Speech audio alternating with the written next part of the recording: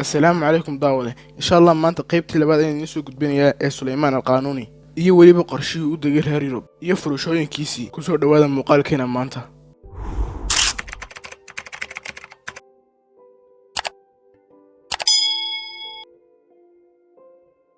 fadlan daawade haddii aad channelka ku cusub tahay subscribe saar si muuqaal kasta soo gelin oo si dhaqso ah ku soo gaaro. haddii aad wax ka faa'iideyna la wadaag saaxiibka si uu isaguna wax uga faa'iido. mahadsanid.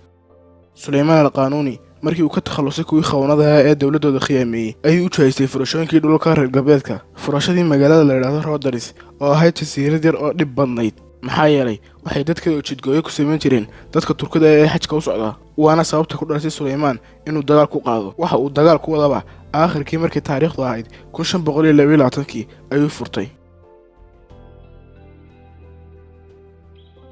furashadii Majar oo iminka loo yaqaan Hungary iyo go'doonkii uu ku hayay Suleymaan magaalada Vienna markii boqorka Majar uu go'aansaday inuu burburiyo heshiiskii hore u galeen dawladda Cusmaaniyiinta uu gaarayna heer uu diray ninkii uu soo dirsaday Suleymaan si cashuurta uga soo qaado ayuu Suldaan Suleymaan ka carooday waxa uu sameeyay boqorka Majar ama Hungary kadibna waxa uu ku qaaday dagaal caan noqday oo la oran jiray Muhaakis waana uu socday dagaalku ilaa uu ka guuleystay Suleymaan sanadii 1526 waxaana uu ka qabsaday magaalada la yiraahdo Buda waana sii wadeen ciidamadiisu dagaalka ilaa ay gaareen magaalada la yiraahdo Vienna markaa uma suurtagelin Suleymaan inuu furto magaalada Vienna maxaa yeelay waxa ku wareegsanaa darbiyo dhaadheer oo adag isla maalintaana go'doon ay ku qabteen ilaa uu Suldaan Suleymaan xanuustay markay 5 bilood ka hayeen go'doonka ciidamadii Cusmaaniyiintu ayaa si lama filaan ah galtaan ay lahaayeen ciidamada Cusmaaniyiintu ayaa dul maray darbigii Vienna kadibna waxa ku dhacay meel ay ka buuxaan baaruudo markaas isla qaraxday oo gidaarkiina dumay intaas ka faa'iideysteen ciidamada Cusmaaniyiintu ay meeshina galeen qalcadiina ay furteen. Suleymaan oo wali xanuunsanayay markii loo sheegay furashada Vienna ayay intuu aad u farxay